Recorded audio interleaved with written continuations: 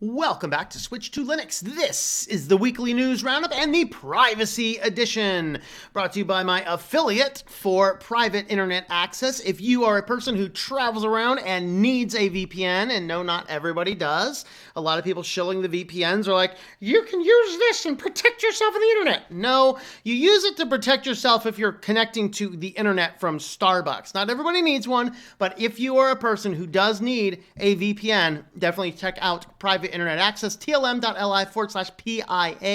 will get you to my affiliate link. That is a great way to help support the channel, and I am actually re-upping my subscription to this as well. I'm actually using TechLore's affiliate code since I should not ethically use my own, so I'm supporting TechLore with my PIA.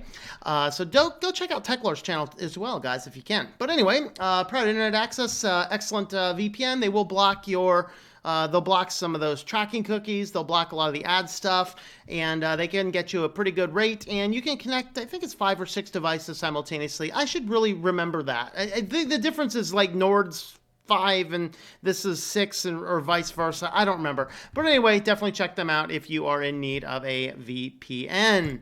So jumping on into the privacy news. First on the list, Yahoo has now a privacy focused search engine returning results from Bing.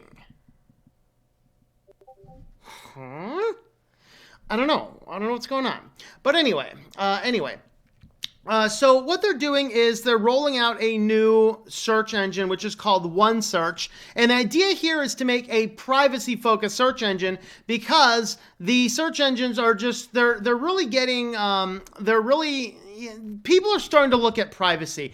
And the reason I actually went with Verge here is that they demonstrated for us, once again, not only in computer repair, but also in lack of understanding of tech. I love this sentence down here. Are we ready? As customers tire of having their every move tracked online, there are a growing number of browsers that claim to preserve users' privacy, including Brave and DuckDuckGo. Brave is a browser. DuckDuckGo is not.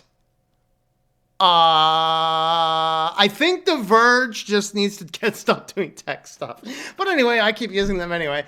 Of course, their link does go to, I think it's a browser extension. So DuckDuckGo should be over here by Ghostery, an ad and track blocking extension like Ghostery. And if I remember correctly, I don't think Ghostery is a good one, but I don't remember for sure.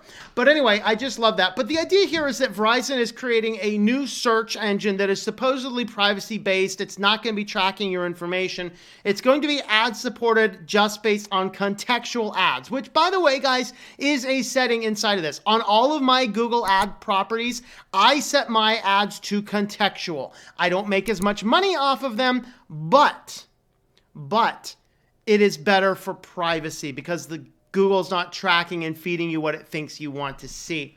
So that is definitely possible. Now, is Yahoo/Verizon really going to be collecting? I really have a hard time believing Verizon is not going to be collecting our data. I have a hard time with this. This is, I don't know. I'm trying to come up with a good analogy on the fly, and it's just going to fail miserably. So, Alexa, are they going to be collecting data? You better believe it. Thank you, Alexa. All right. So anyway, advocates ask colleges to avoid facial recognition as surveillance grows. At this point in time, I don't see what the difference is. You may as well just put telescreens everywhere, to be perfectly candid with you.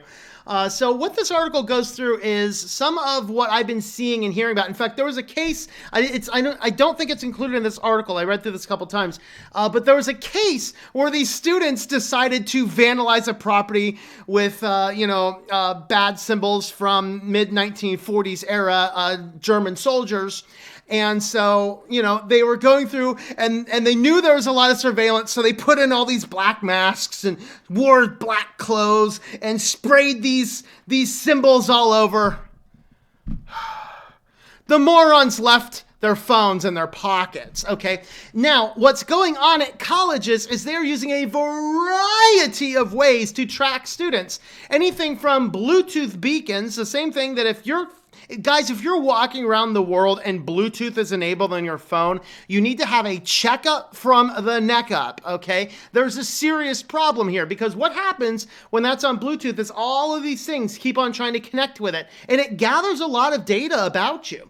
And so what happens is the college campuses are utilizing Bluetooth to grab positions, while this one college over here was using Wi-Fi networks. Basically, as students just leave their phones on default, hey, automatically connect to university Wi-Fi or whatever because convenience is for. What ended up happening is the university was gathering data location points on 6,000 different points per student per day. They know exactly who you are, exactly what you're doing. They know what sporting events you're going to, all because we do not do the basic safety protocols on our phone. Turn off Wi-Fi when you're not using it. Turn off Bluetooth when you're not using it. All right, now it's good that we were able to catch the vandalizing thugs, but it's bad for the rest of the students because college campuses, hear me here, you do not need to track every student, where they're going, what they're doing every part of the day. What is this, 1984? Of course, if you colleges, with all of your liberal craziness going on, gets your way, that's where we're going anyway, so I can understand why it's coming down that way. My lands people, do I have to go on fire to tell you guys stop tracking everything? We do not need to track everything under the sun. Slow down a little bit. Don't be tracking everybody because this data is vulnerable. But regardless, advocacy groups are saying, hey, don't be using facial ID. Well, you already know who they are and what they are anyway, so why does it make a difference? Why don't you just tell these colleges, stop tracking the students? That'd be better. All right, brought to us from the New York Times, Grindr and OkCupid sped personal details. So basically a Norwegian research group looks at the massive violations of GDPR and other privacy laws in Europe and the United States. Of course, here in the United States, what privacy laws?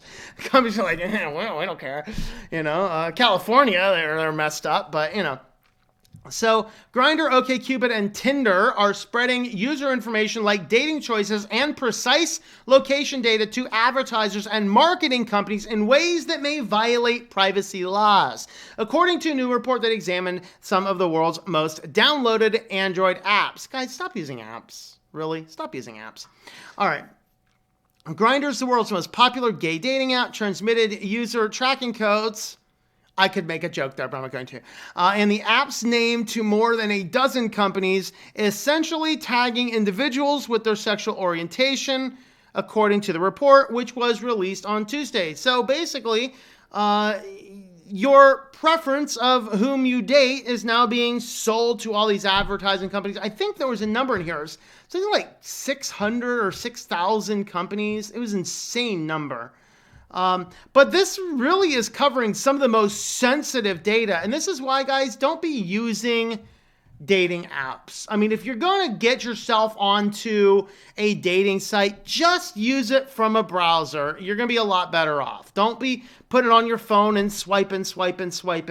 Okay, so it says, in turn said, may share user data with more than 180 partner companies. One of those partners is an ad tech company owned by AT&T, which shares data with a further 1,000 third-party providers. This is why we need some serious fundamental laws in the United States regarding privacy. Because, sure, I may only share it with one third party, but that one third party now has zero liability with what they're doing, and now they can share it with anybody that they want, no matter what, period. And that's why we need to pretty much shut down data analytics firms. Just close them all out.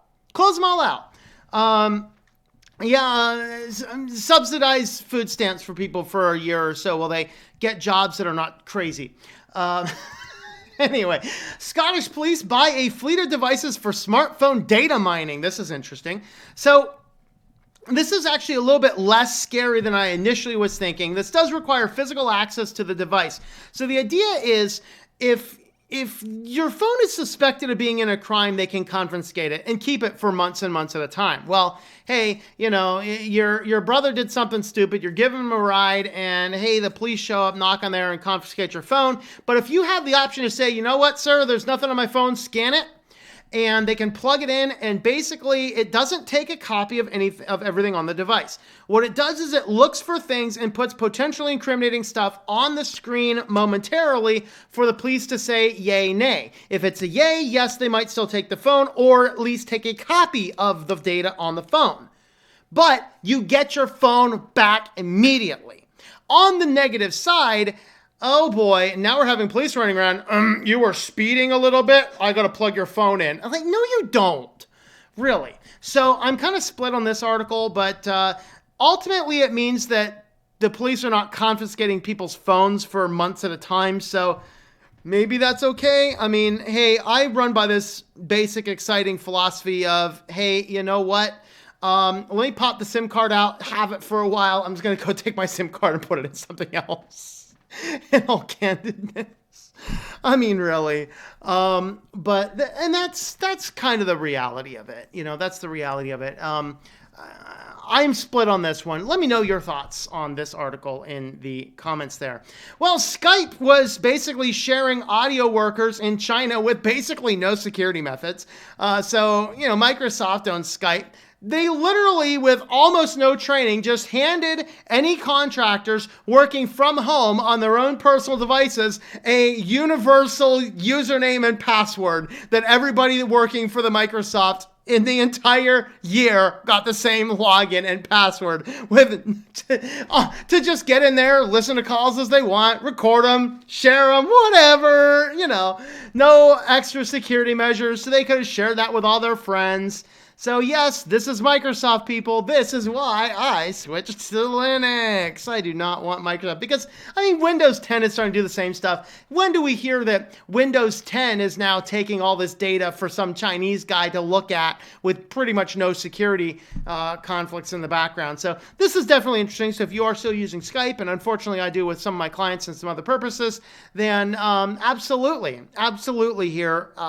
This is crazy.